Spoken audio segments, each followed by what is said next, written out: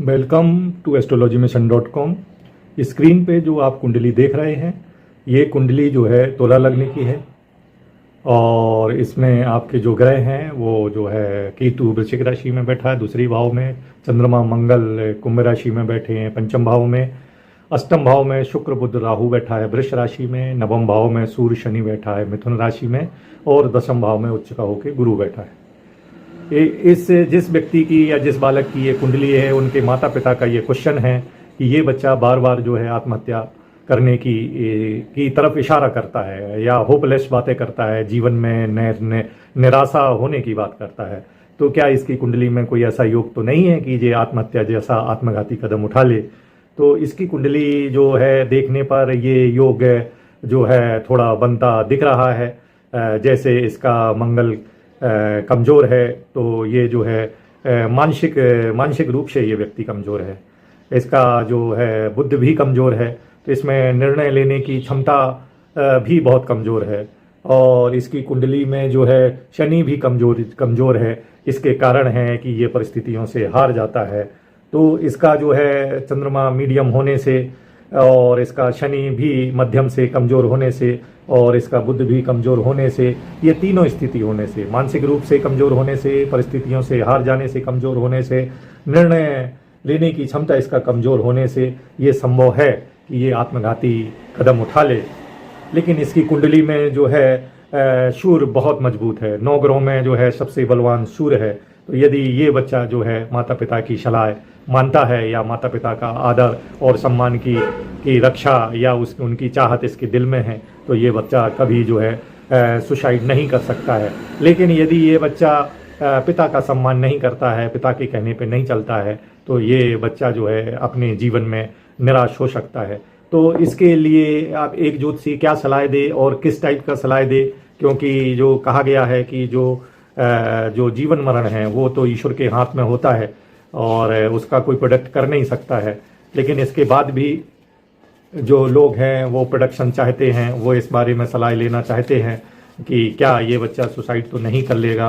तो इसकी आप आयु की गणना कर दीजिए। तो हमारे गुरुजी ने ये सिखाया है कि जो है सबसे पहले किसी भी व्यक्ति की या किसी भी बालक की आप जो है आयु की गणना करेंगे, क्योंकि आयु है तो बाकी सारे फल घटित होंगे और अगर आयु नहीं है तो बाकी फल घटित होने का क्या मतलब है। इसके लिए एक श्लोक आया है, आयु जातक जानिए फल पीछे देख, फलित व्यर्थ आयु बिना प्रथमा आयु लेख। अर्थात पहले आयु की गणना करना चाहिए।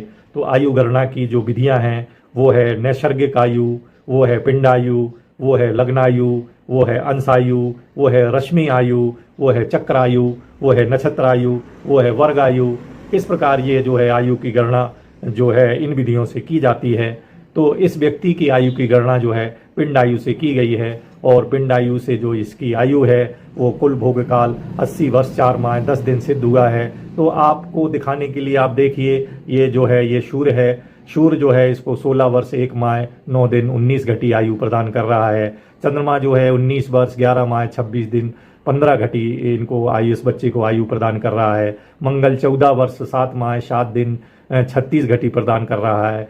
इसी तरह जो है सारे ग्रहों की पिंडायु की गणना कर ली गई है। फिर जो है इसकी आयु आई है 107 वर्ष 43 माह 98 दिन 202 घटी आई है। इसको संशोधित किया गया है, तो ये संशोधन के बाद इसकी आयु 94 वर्ष 3 माह 7 दिन आई है। इसके बाद एक बार और संशोधन किया गया है जिसकी आयु 82 वर्ष 8 माह 27 दिन आई है। और इसके बाद जो है इसकी शुद्ध आयु की गणना की गई है, ये 80 वर्ष 4 माह 10 दिन इसकी जो है ये आयु की गणना की गई है।